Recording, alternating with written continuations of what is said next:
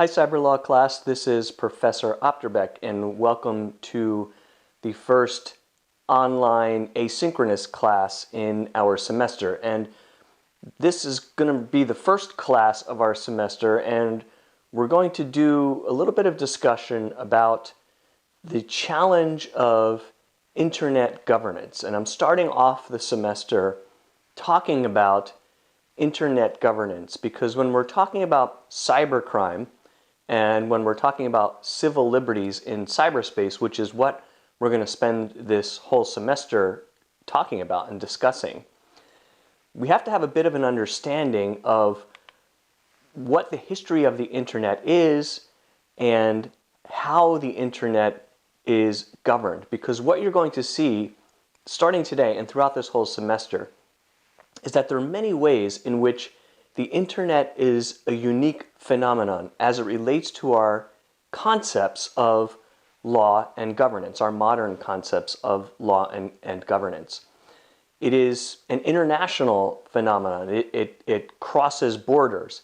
You'll see later in the semester that there are efforts in many countries to prevent parts of the internet, at least, for crossing borders, and we'll talk about some of the knotty human rights and civil liberties problems that arise from that. But the phenomenon itself is really transnational. And the phenomenon itself is really something that historically was meant to govern itself from the bottom up. Now, I had you read Barlow's Declaration of Independence for Cyberspace, and we'll come back to that a little bit later in this video and into some of the responses to that. But this notion that cyberspace is supposed to be a separate place has deep roots in the history of the internet. So these themes of it being international, of being self-governing, of being transnational, or really apart from national, raise some questions about, well, who is actually policing crime on the internet, and how is that done, and how does that relate to the concepts of civil liberties that we might have in different countries, whether it's in the US or in the EU or in China or in other countries. First, you have to have a little bit of understanding of where the internet comes from and of what we mean when we talk about internet governance.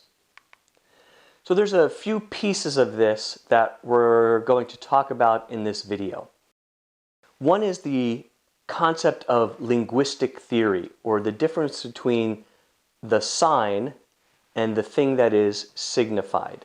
You might be familiar with this concept from courses you might have had in linguistics or in philosophy or in literature, or maybe you're not, but we'll talk about that a little bit.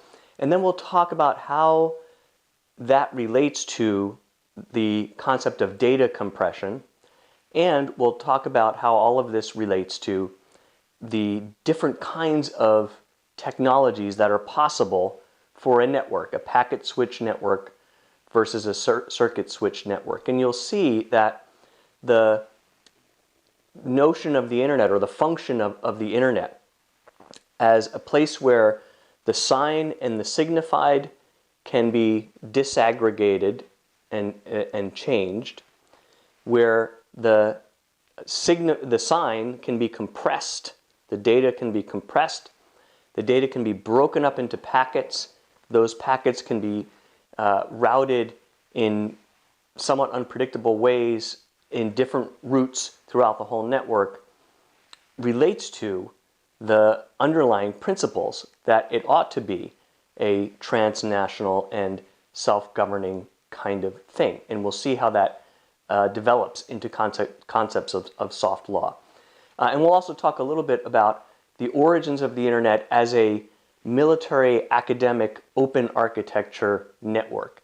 It was designed for the architecture, the code, the pieces that allow different computers on the internet to connect to each other, to be open for some important reasons historically, and that still is important when we think about internet governance today. So let's talk first about this concept of the difference between the sign and the signified. And now I know you're probably watching this thinking, wait, I signed up for a cyber law course. I want to talk about law. I want to talk about civil liberties. I want to talk about computer crimes. Why am I talking about linguistic philosophy? But I promise you, these basic concepts will relate throughout the semester to how we think of governance and law on the internet. So the basic idea here is that we as human beings have ways of using signs.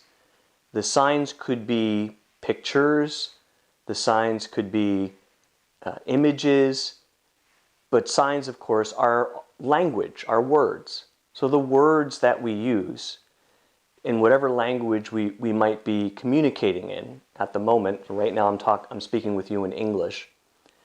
And we're using words that register in our ears and with our brains as a pattern of sounds to refer to something beyond the word itself, the pattern of sounds we're hearing itself.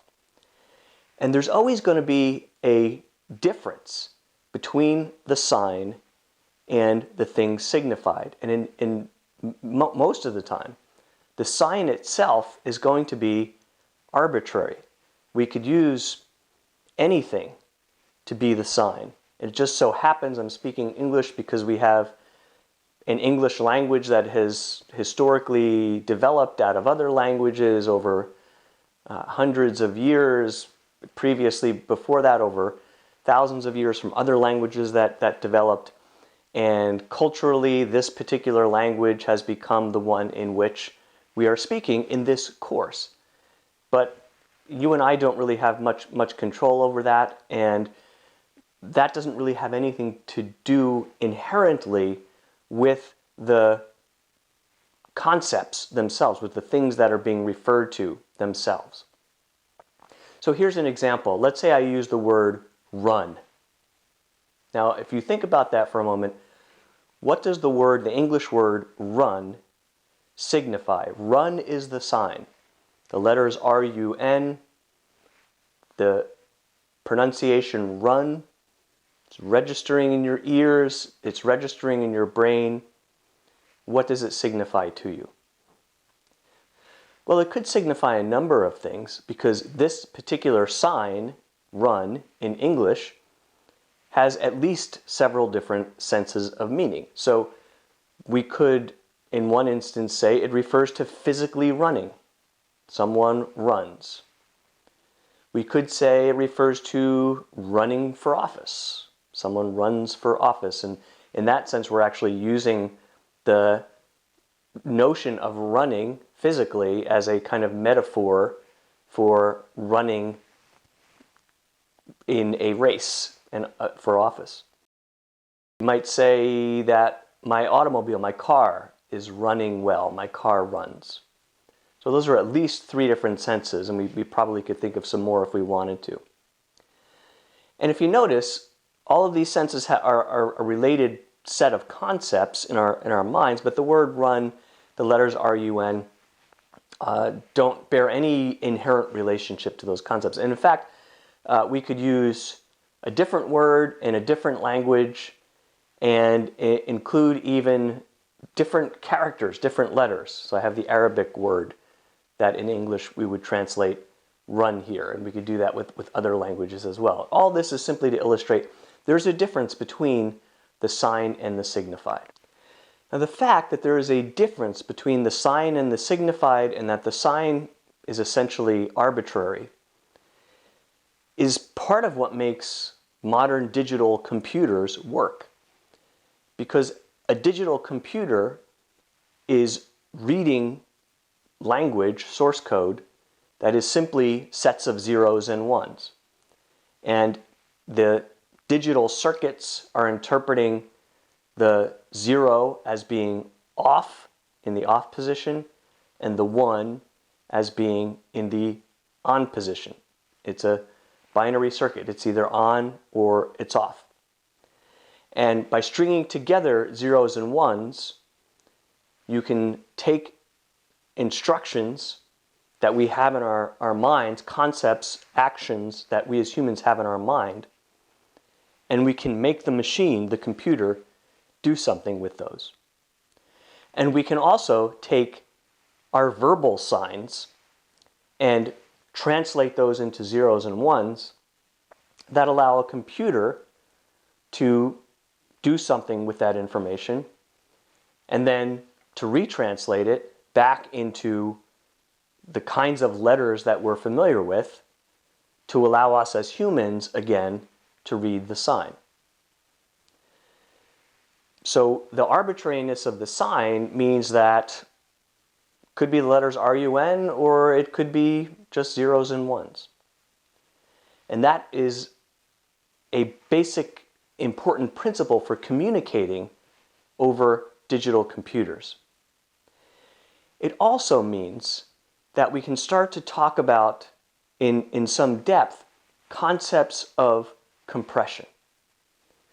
So let's take a message using the sign, I am Professor David Opterbeck, or the sequence of signs, I am Professor David Opterbeck. So that's a linguistic sequence, and as you're hearing it, you know as someone who understands English what it means. I'm telling you my identity in terms of the name that I go by. Now, if we were to convert this into the zeros and ones that a computer can read, we have 30 bytes of information on a computer. One character in ASCII, the code that many computers are going to use to convert letters into verbal concepts, letters into computer readable zeros and ones, is 1 byte.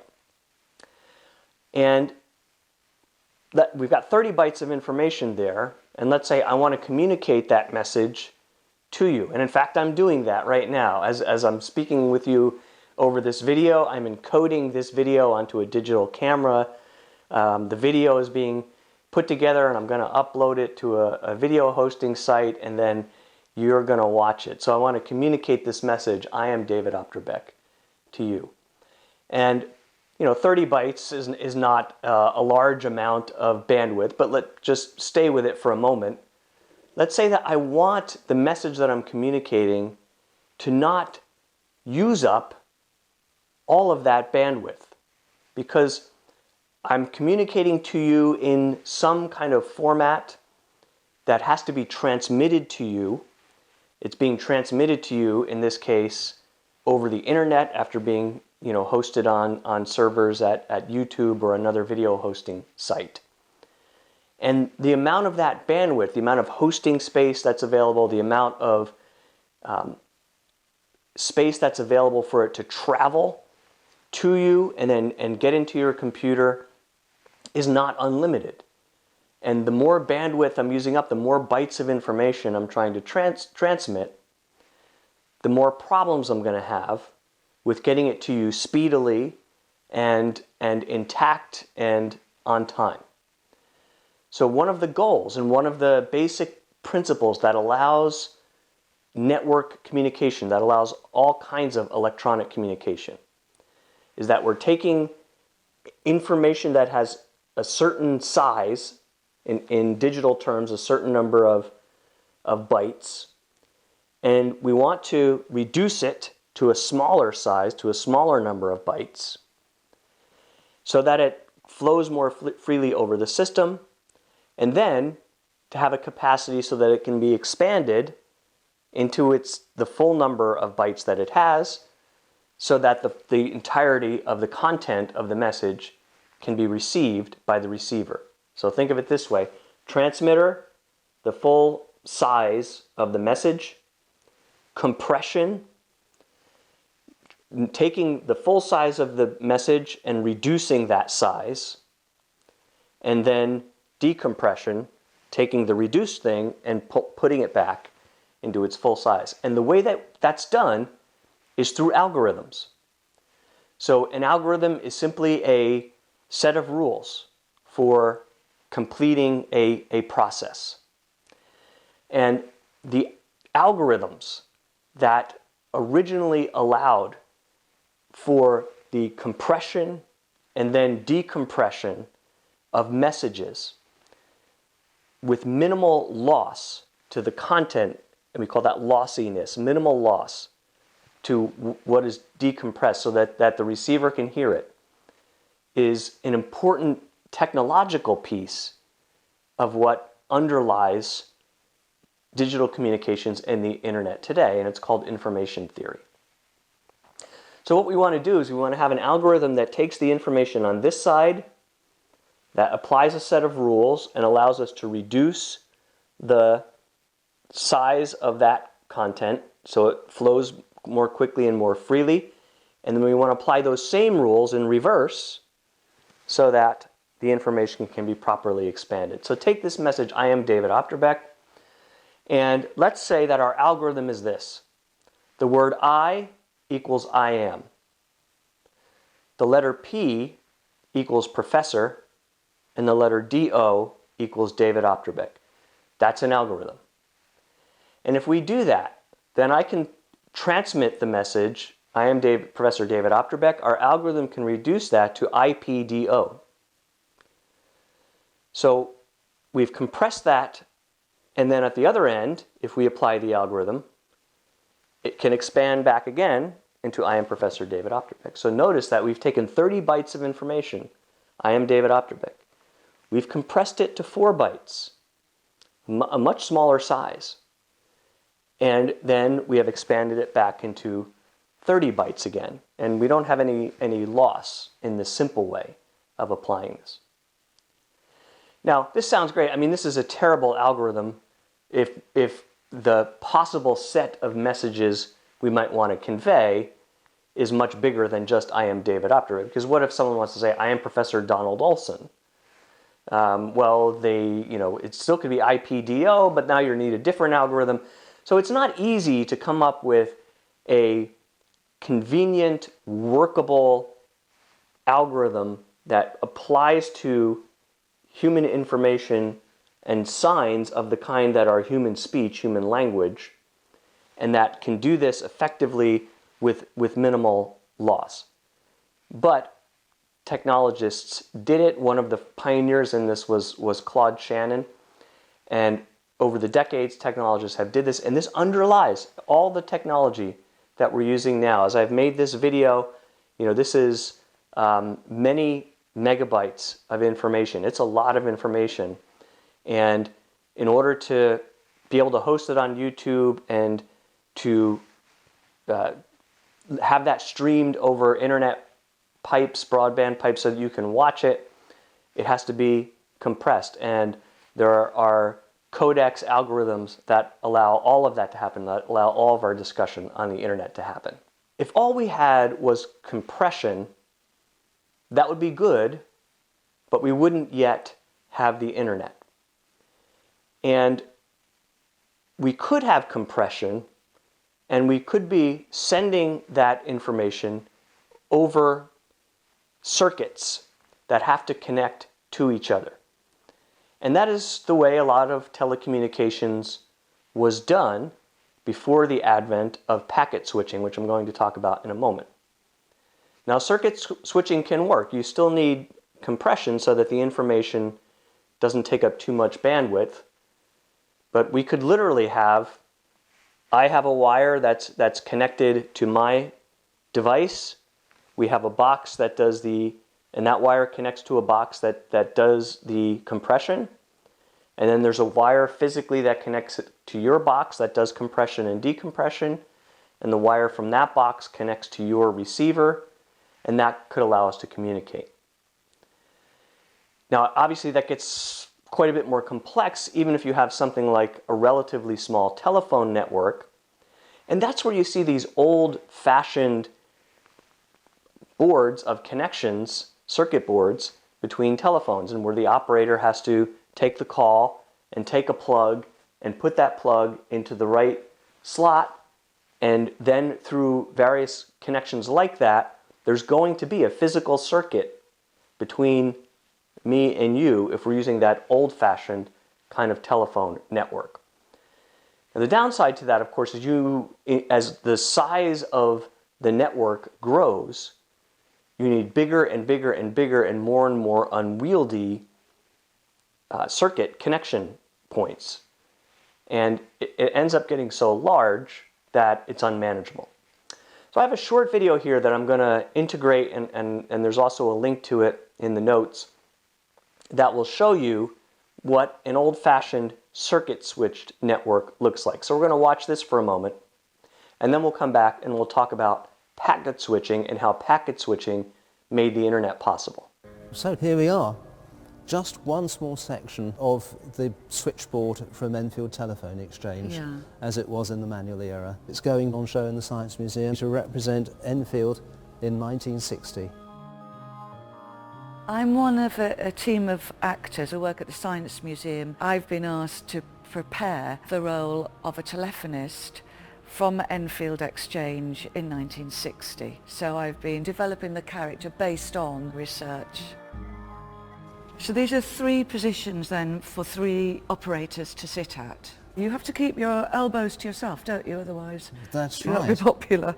So if I was the operator at this board, those would be my subscribers. So I'd be speaking to them possibly quite regularly. Well, regular callers, of course, would get to know the voices of the operators. The manual switchboard meant that it had this human feel about it.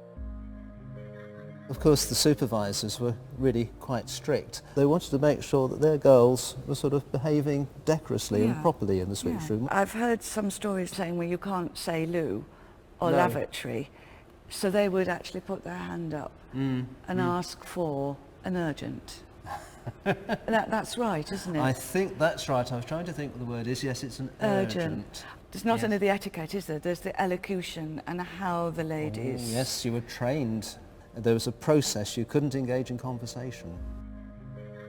The operators, working so close together, they generally built up quite a bit of teamwork. So you could imagine when the time came to convert Enfield away from manual to automatic, it must have been a bit traumatic. Absolutely. It's the people that you're working with and that interaction. It was at a time when people tended to stay in a job, and so it mattered a lot more to them that something rather special was breaking up. So the time came in October 1960, the calls gradually died away and all the plugs were cleared, and they said, all clear. Within a minute or two, the switchboard, which had been alive, was now dead. A few moments later, they cut in the new auto. And at that time, all the switchboard operators pushed back their chairs, came out into the middle of the room and joined hands, and they all sang Auld Lang Syne. It's a very emotional, very dramatic sort of story, isn't it? Yes. But what it shows is that people cared. As some of them said, behind each of these jacks is a human being. Okay, so as we saw, circuit switching works. It quickly can become big and unwieldy. With analog transmissions, circuit switching might be the only feasible way to do it, because we then really have an electronic and electric signal, and it's going to be difficult, if not impossible, to figure out how to break up pieces of that electric signal and spread them around. But with digital communications, we have something different, because what we have now is the sign, my verbal sign, is being encoded in the signs that a digital computer reads, which are just zeros and ones. And we can apply our compression algorithm. So I've got a certain number of zeros and ones, a certain number of bytes in the original message. We compress it to a smaller number of bytes. We could just send that directly, but what we can also do is break up that message into shorter segments. And we can send each individual segment over different routes across the network. And that allows us to have a network that is much more flexible and much more dispersed. When I'm relying on a circuit switch network, we have to have a circuit, one circuit between me and you that is functioning. Now there's a lot that can happen. That circuit can just fail for mechanical reasons, a tree could fall on the wires. In a military scenario, that circuit could be split by being cut, by being blown up with a bomb. And in fact, during the Cold War in the 1950s and 60s, the military was worried that if we have even large circuit switch networks through which the military is communicating with each other, and there's an atomic bomb that destroys a part of a city or a part of the country, it's going to be really, really hard to rebuild those circuits. It might be a long time before parts of the country have any ability at all to communicate with each other. So for a number of reasons of efficiency and resiliency, robustness of the network, the ability to take the message and break it into individual packets and send those packets around through different routes is really appealing. Now, if I have a particular circuit, a particular route, piece of the network that is disabled, it's broken, it was, sabotaged, whatever it might be, a packet can't go over that one, but the packet can find another way around. Now, if you combine this with technology, routing technology, that at any given moment allows different packets of information to try to find the most efficient route, now you're going to begin to significantly increase the speed of transmission of all of those packets. And then what you need at the end, so you need at the front end some technology that's going to allow the different packets of information to be split up. And then likewise, you're going to need some technology at the receiving end that allows those packets to be put back together to be reassembled into the whole message. So if you think about this, there's a message, there's technology that allows the message to be translated into the zeros and ones of a digital computer. There's a technology that allows, with algorithms, all those zeros and ones to be compressed into a smaller number of zeros and ones. There's a technology that allows that string of zeros and ones to be broken into packets.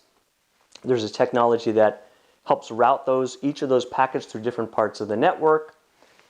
And then, relatedly, the technology allows the packets to be reassembled, decompressed, and read. The technology for this is essentially computer code. We're dealing here with zeros and ones. It's not, there's physical, circuits that make it work, physical boxes and wires that make it work. But what we're really talking about is computer code. And this is the genius, really, of the internet, that there are common protocols, common computer code that allows for the compression and decompression and for the breaking into packets and putting the packets back together of information that transfers over the internet. And we're going to talk in a minute about the development of some of those protocols and how some of them matter for internet law and governance. But I want to show you another brief video to give you a more of a visual understanding of packet switching and how packet switching works. In this video, we look at packet switching as a method of routing packets on a wide area network. Packet switching is not the only method of transferring data on a wide area network, but it certainly is quite efficient. It's more secure than other methods. TCP splits data into multiple packets and IP routes the individual packets in different directions, depending on the bandwidth available and the best route to take.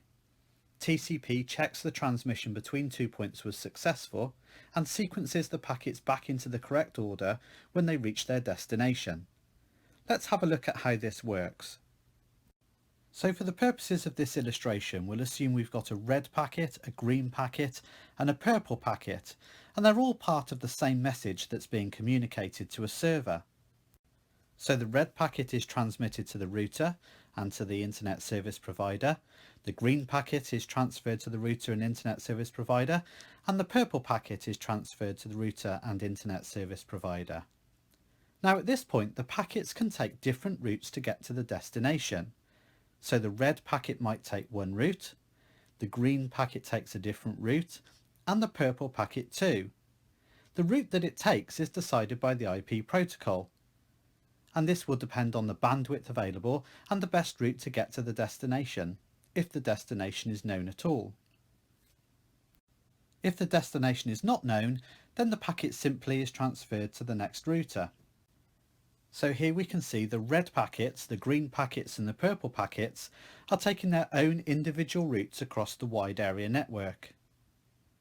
Eventually they're going to reach the server, and when they do, the TCP protocol is going to resequence the packets back into the correct order. The protocol information can then be stripped away, and what you get left with is the data that the server can use. This is how data is communicated on a wide area network, and indeed it's how the internet itself actually works.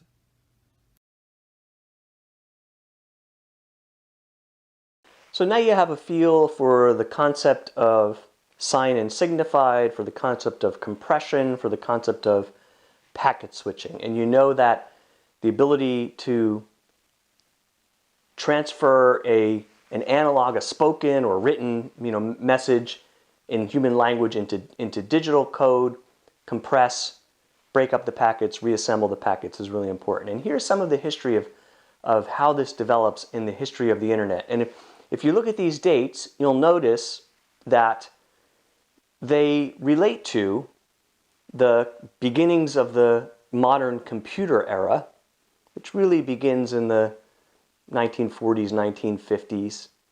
And they also relate, not coincidentally, to the Cold War era, when the United States and the Soviet Union are locked in this technological struggle, and there's security concerns and there's concerns about even the possibility of nuclear war.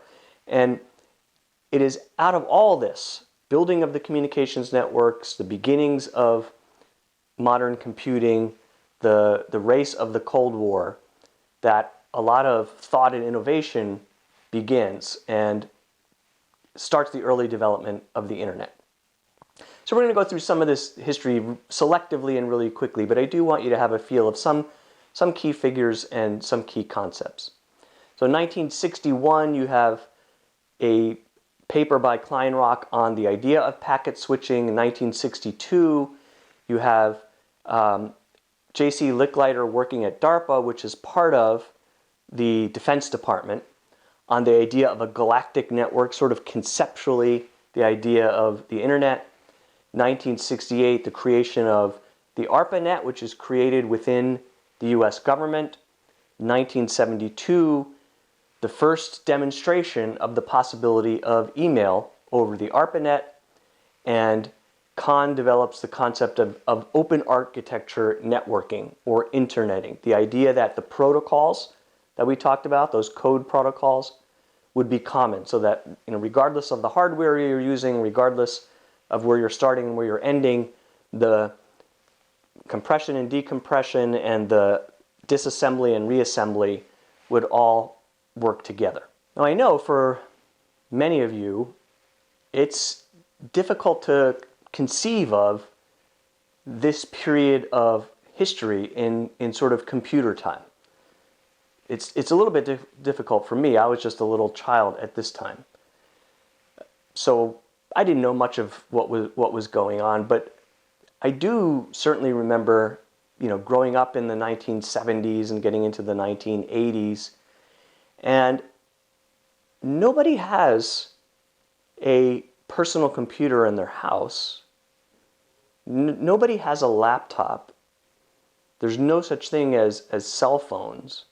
The notion that we would have a device like a cell phone that we would carry in our pockets that would allow us to connect directly to each other through text or voice messages, that would allow us to access a global network of information at our fingertips and watch videos on demand and listen to music, it was science fiction. It didn't exist at the time, and it was just the beginnings of all of that happening here in the 60s and 70s, and that shows you part of the brilliance of some of the people who worked on this in these early years.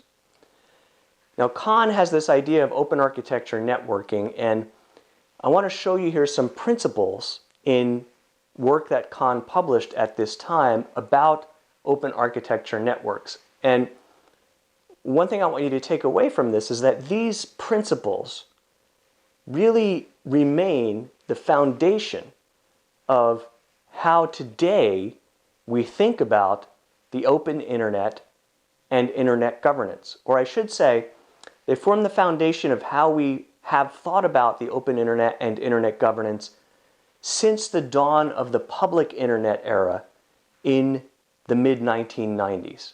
And that is an era that I personally remember. I was the first lawyer in New Jersey to have a homepage on the internet, believe it or not, when I was a young lawyer in 1994. So I remember those early days. And these norms, these ideas have informed the way many in the internet community have thought of what the internet ought to be. One thing we're going to be asking throughout this class in terms of law and governance and cybercrime is whether these norms really still apply, whether they should still apply, in what way law and governance and the problem of cybercrime has to impinge on these norms or not. So, first principle for Kahn's idea: each network stands on its own and does not require any internal change to connect to the internet. So I'm talking to you here from a little video studio I have in my home office. I'm going to edit this video on my home computer.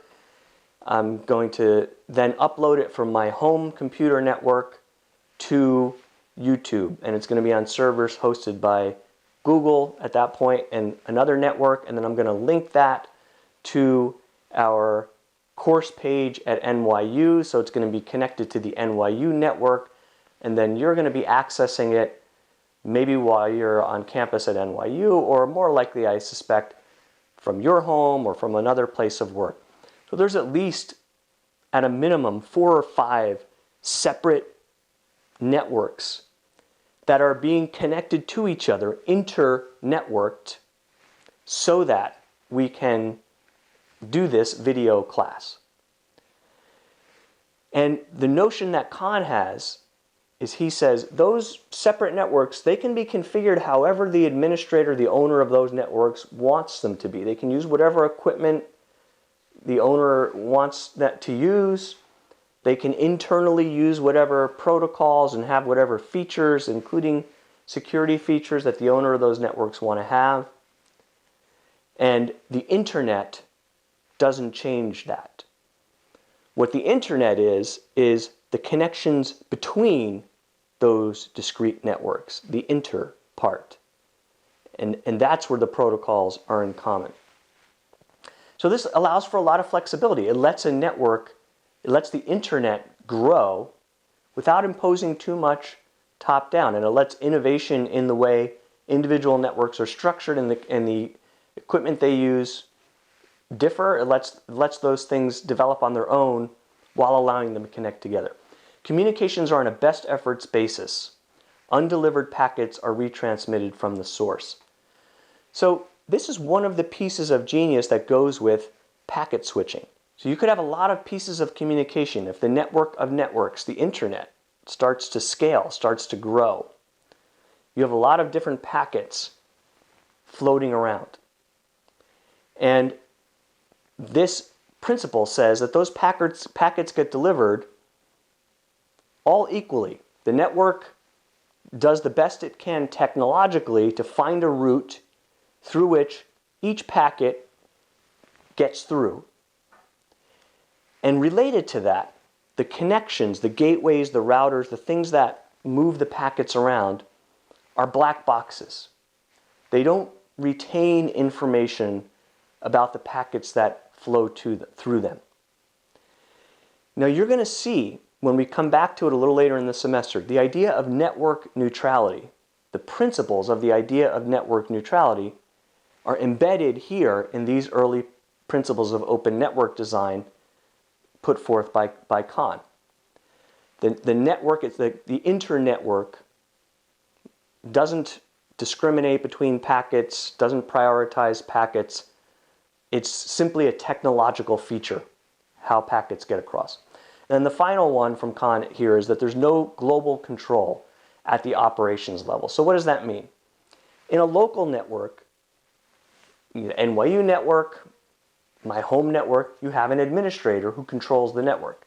Now, in the case of my or your home network, most of us probably aren't professional network administrators.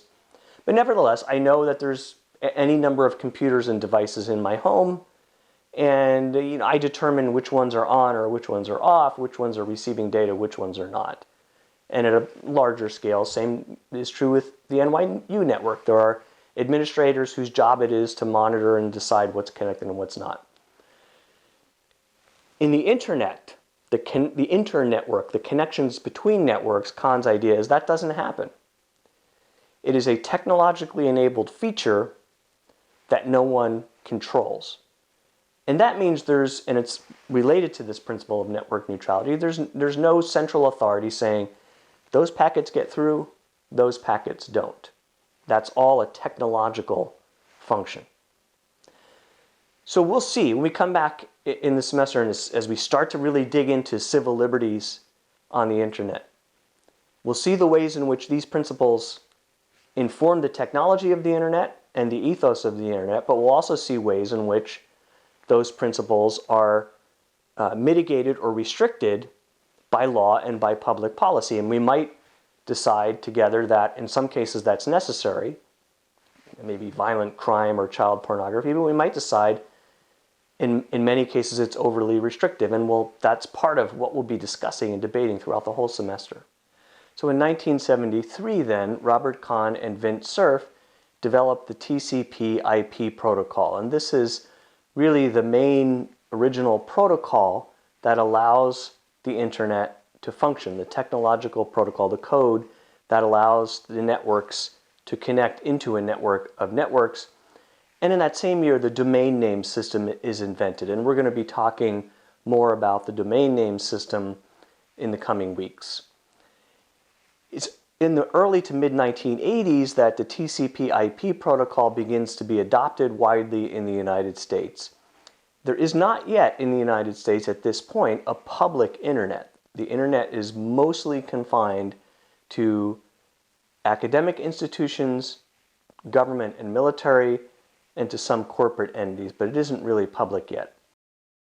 It's in the early to mid-1990s, with support from the US government and from US government policy, that the public internet and private internet networks joining the public internet begins to become a reality. And as I mentioned, I remember this period as a young lawyer. I started practicing in 1991, and I was the first lawyer, according to the New Jersey Law Journal, to have a homepage on the internet. And it was really just for me at that point a hobby. I was interested in how the law might relate to this new technology, and I did a little bit of HTML and wrote this little text-based page. And at the time, if you look back at that article from the time, it says that there are a couple of hundred law firms around the world searchable on Yahoo. Google didn't exist yet. And that there were, I think it said 40 million individual people connected to the internet. Now think about that, because today pretty much every law firm around the world has some kind of presence on the internet. Every law firm of any size certainly has a web page. And about 4 billion people around the world are connected to the internet. Now 4 billion is still maybe a little over half the world's population. There are a lot of people in the world who still don't have access, but think of the phenomenal growth of that. And then in 1996, the Clinton administration passes the Telecommunications Reform Act of 1996. And the Telecommunications Reform Act has some specific provisions that we're going to look at a little later in the semester, and in particular, Section 230 of the Communications Decency Act, which you may have heard of in the news, and we're going to get into that in some depth. But the Telecommunications Reform Act of 1996 also sets the U.S. policy to say that the internet is not going to be regulated in the same way as television, as radio, as cable television, all of which were fairly heavily regulated and had requirements about what stations could carry and how many stations there could be, and a lot of that related to the earlier days of those technologies when they were fully analog and you could have interference in the airwaves between different signals. And the internet being fully into the digital era and being a different policy on purpose, the idea was that it would not be regulated in the same way as some of these other networks. So I'm going to show you a brief video clip of the signing ceremony of the Telecommunications Act of 1996 so you can get a feel of what it was like at that time, at the very birth of kind of the public birth of the internet, and when it first starts to become more widely available to everyone, and what the thinking was and the mood was, at least among US policymakers, about the steps they were taking in relation to it. Thank you very much. Thank you very much, Mr. Vice President, Mr. Speaker, members of Congress, and ladies and gentlemen. I'd like to begin by thanking the Library of Congress for hosting us here. At my understanding, this may be the only time in American history a piece of legislation has been signed here, and perhaps the first time in 3 decades when one has been signed on Capitol Hill. If that is so, then this is certainly a worthy occasion. I thank Lily Tomlin for reminding us that the internet can be fun. And the students at Calvin Coolidge for reminding us that the internet can do a world of good. I thank the Vice President who fought for this bill for so long on behalf of the American people. And I thank the members of Congress in both parties, starting with the leadership, who believed in the promise and the possibility of telecommunications reform. I thank the vast array of interest groups who had sometimes conflicting concerns about this bill, who were able to work together and work through them so that we could move this together. This law is truly revolutionary legislation that will bring the future to our doorstep. In the State of the Union just a few days ago, I asked the Congress to pass this law, and they did with remarkable speed and dispatch. Even the years that were spent working on it were a relatively short time, given the tradition of congressional decision-making over major matters. This historic legislation, in my way of thinking, really embodies what we ought to be about as a country and what we ought to be about in this city. It clearly enables the age of possibility in America to expand, to include more Americans. It will create many, many high-wage jobs. It will provide for more information and more entertainment to virtually every American home. It embodies our best values by supporting the kind of market reforms that the Vice President mentioned, as well as the V-chip. And it brings us together, and it was passed by people coming together. This bill is an indication of what can be done when Republicans and Democrats work together in a spirit of genuine cooperation to advance the public interest and bring us to a brighter future. Now I want to turn to Barlow's Declaration of Independence for cyberspace. And the first thing I want you to note about it is that he is writing in response to the Telecommunications Act of 1996. So this statute that the US policymakers are thinking is establishing a framework for an open, publicly available internet. Some people, such as Barlow, interpreted as an effort by the US government to exert control over the internet. And that's an interesting thing to think about as we evaluate Barlow's declaration. And so where Barlow says in the United States they've created a law, the Telecommunications Reform Act, and this is the Act of 1996.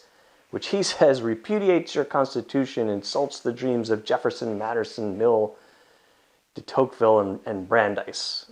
Obviously, some quite heated rhetoric here from Barlow. And Barlow, by the way, was a very interesting character. He, in part of his life, was a lyricist for the Grateful Dead. He had these sort of very strong libertarian sensibilities and became famous also for this declaration and for the work on what he perceived to be the independence of the internet. And so you see some of Barlow's language as you've read the declaration of talking about cyberspace doesn't lie within anyone's borders, that there is no moral right to rule within cyberspace, that our identities in cyberspace are distributed, and that the ordinary processes of governance and law don't apply in cyberspace. Now, this term, cyberspace, where does this term come from? And many people attribute the term to a science fiction novelist, William Gibson, who wrote a novel called Neuromancer. And Gibson's conception was that there would be a computer network that individuals could plug themselves, their brains directly into, and then their sort of consciousness, their perception would be in this space that today we would call virtual reality. And that would be cyberspace. And so this concept of the internet as an alternate place, a kind of virtual reality, even though VR technology wasn't really very much available at that time, caught on. And so you can see how someone like Barlow took it. Now, I call this internet exceptionalism, and this is the first kind of wave, I think, of political and social and then even legal theorizing about what the internet is and how the internet ought to be governed. And some legal scholars, such as David Post, took up really the kind of theme that Barlow was raising. And I asked you to read an excerpt from one of Post's articles, and notice how Post says that the rise of cyberspace, the rise of the internet, severs the traditional links, the historic links between local governmental power and local governmental territory and law and governance. And for Post, this meant that the internet was going to really revolutionize how we think about law and governance, that the way we've thought of law and governance way back in history, and then in particular in the modern period since the Peace of Westphalia in the 17th century, after the 30 Years' War, when we think of nation states that have the right and the ability to have their own sovereign laws within the bounds of their territory, that may differ from the sovereign laws of other nation states, and then there's international law that is kind of the interface between the different nation states with their own sovereign laws, but it has to do with territory and culture and history. And Post says that notion of territory, culture, history is really exploded by cyberspace. That's a kind of cyber exceptionalism. Then there was a reaction in the legal scholarship, at least, to these ideas of internet exceptionalism and into a kind of form of internet non-exceptionalism. And I gave you an excerpt from the article by Frank Easterbrook, who is a federal appellate judge and was a law professor, and is well known for his concepts of the way law relates to neoclassical economics. And so he's writing very much in the vein, actually, of saying, no, our basic mechanisms of governance haven't really changed. And that's why he calls this cyberspace and the law of the horse. So at one point he says the horse was a new technology, so to speak. It was new to humans, and it seemed really radical and transformative at the time, many millennia ago, and it was. But with every development like this, concepts of private property rights, concepts of contract law, concepts of torts, the law of injury when something goes wrong, these same kinds of concepts apply. We really don't have to radically change those concepts. We just have to look in some detail about how they relate to whatever the new technology is. And he said the same thing is true of the internet. This idea that cyberspace is unique and ungovernable and explodes our previous notions of the rule of law, Easterbrook said, is really nonsense. And what we should focus on is, well, how can we refine, kind of tweak and refine our ideas about contracts, about making bargains, about property rights, so that they apply clearly in cyberspace. That's Easterbrook's idea.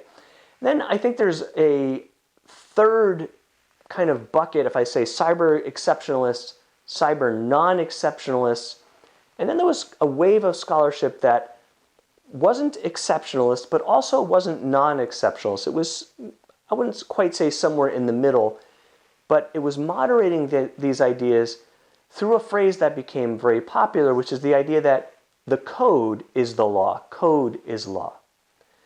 And one of the themes behind this is to think about how a communications network works. And this is a reason that we have spent a lot of time in this lecture talking about the development of the internet and the way the internet works, because it relates directly to this idea of code is law. So we can actually have a much more complex model, or somewhat more complex model, of how a communication systems works, but we can simplify it to say there are three basic layers. At the bottom, there's the hardware layer. There are cables and routers and wires and computer keyboards and terminals and screens. Physical hardware. At the very top of it, there's the content layer. This is the information that we're communicating to each other. This is what is signified by the signs, right? The ideas, the concepts, the ideas in my video that I'm getting across to you, that's the content layer. And then sitting in between that is the code layer.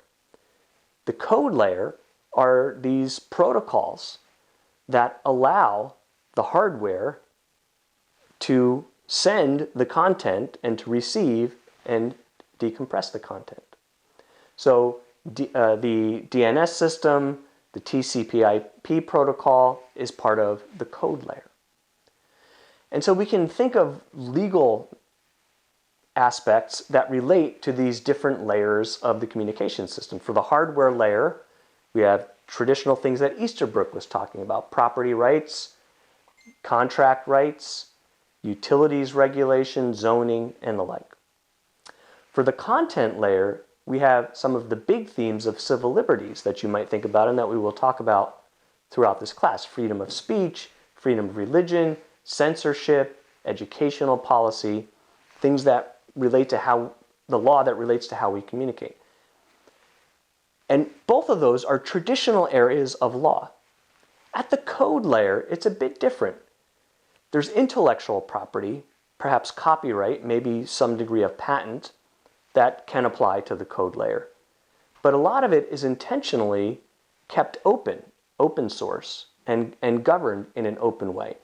And for figures that were interested in this code as law paradigm, the idea was that this is the way it ought to be. We ought to really focus on keeping that code layer essentially ungoverned and open, while we recognize there has to be governance around content, especially if we're interested in freedom of speech, and there has to be governance around the hardware layer because that is property rights.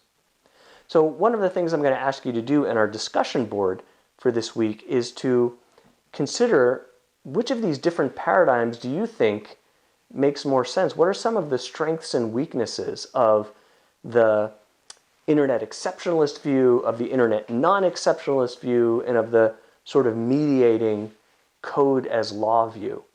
And I think as we discuss this beginning this week, we'll see how some of these themes relate to the more direct legal themes that we talk about throughout the semester. So I hope you enjoyed this first video lecture and got a feel for the way the internet works and how it developed and why some of the norms of open networking are as they are within the development of the internet, and how some of those concepts relate to different models of the way law and governance might relate to cyberspace. And I'll see you in person in class next week.